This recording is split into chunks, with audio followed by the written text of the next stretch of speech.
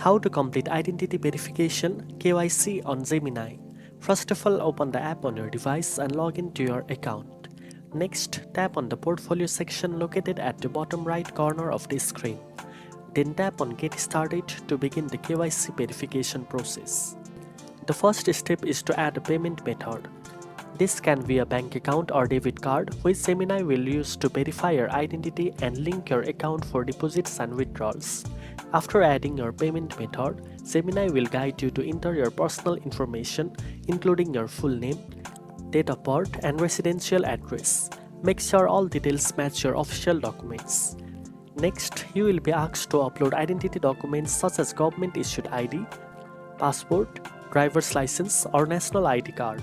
Follow the prompts to take clear photos of your ID or upload files from your device. Gemini may also ask you to take a selfie to verify that the ID belongs to you. Ensure your face is clearly visible and well lit during this step. After submitting all the required information, Gemini will review your details. Once approved, your account will be fully verified, allowing you to deposit funds, trade crypto, and use all Gemini features securely. Now you know how to complete identity verification (KYC) on Gemini.